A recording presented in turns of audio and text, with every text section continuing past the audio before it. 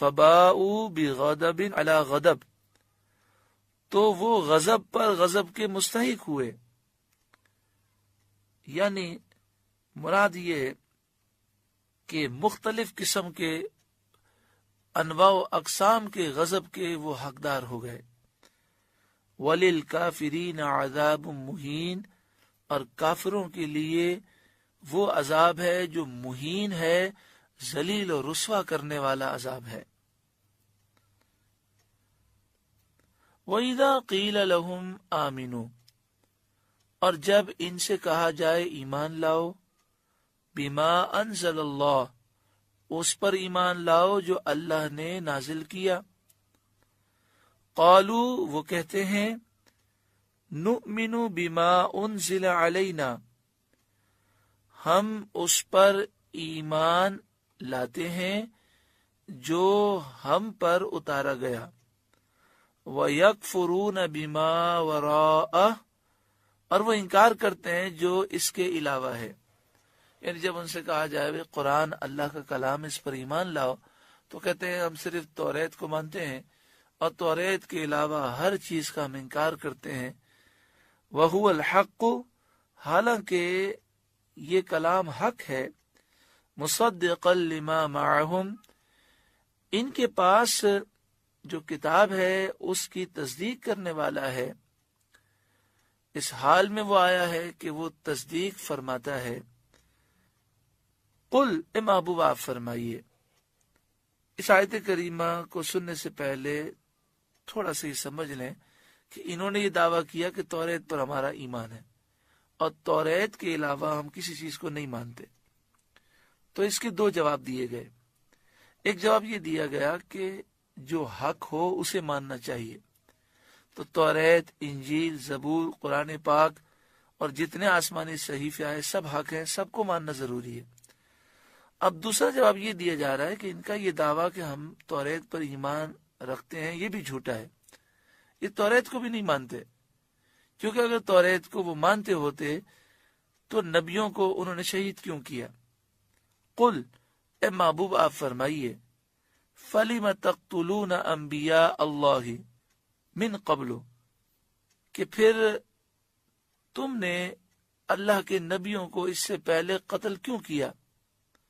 ان کنتم مؤمنین، اگر تمہیں اپنی کتاب پر ایمان تھا تو تمہاری کتاب توریت میں تو واضح لکھا ہے کہ نبیوں کا ادب کرنا ہے، تم نے تو انہیں شہید کر دیا.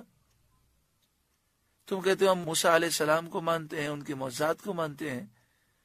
تو فرمایا وَلَقَدْ جَاءَكُمْ مُوسَىٰ بِالْبَيِّنَاتِ، اور ضرور بے شک تمہارے پاس موسیٰ علیہ السلام روشن نشانیاں لے کر آئے.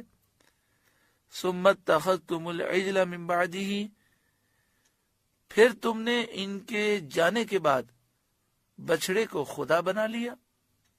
موسیٰ علیہ السلام تمہارے کہنے پر، تمہارے مطالبے پر توریت لینے کے لیے کوہ طور گئے تو تم نے پیچھے سے بچڑے کی پوجا شروع کر دی.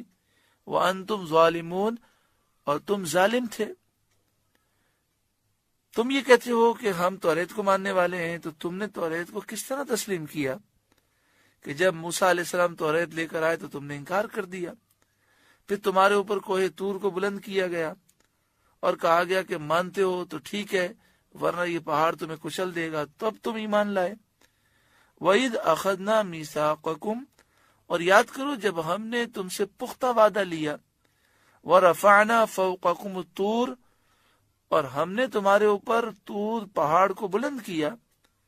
اور فرمایا خُذُوا، پکڑو، مَا آتَيْنَاكُمْ بِقُوَّةٍ، جو ہم نے تمہیں دیا اسے قوت کے ساتھ مضبوطی سے پکڑو.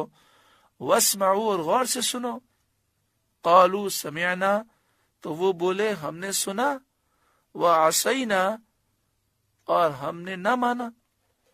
تم اتنے شریر ہو کہ جب تمہارے اوپر کوہ طور کو بلند کیا گیا تو تم اس وقت تو زبانی ایمان لے آئے، لیکن دل میں تم نے کہا کہ ہم نے نہ مانا.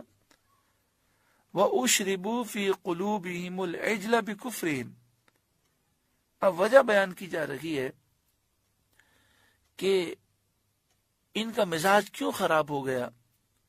اور ایسی انہوں نے حرکتیں کیوں کی؟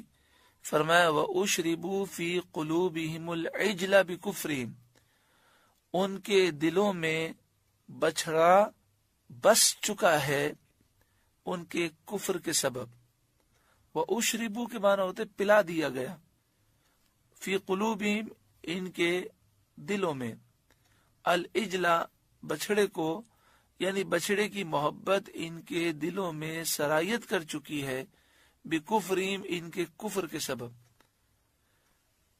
جب انسان مومن ہو جائے تو اس کے لیے ضروری ہوتا ہے کہ اسے شرک اور کفر سے نفرت ہو۔ اگر کوئی مومن ہو اور اس کے دل میں خیال آئے کہ ہندوؤں کا جو عبادت کا طریقہ بہت اچھا لگتا ہے، مجھے مندر سے محبت ہے، بت مجھے اچھا لگتا ہے، عیسائیوں کا گرجے کا نظام بہت اچھا ہے، تو یاد رکھیے کہ ایسا شخص جو ہے وہ ایمان کے دائرے میں داخل نہیں رہ سکتا۔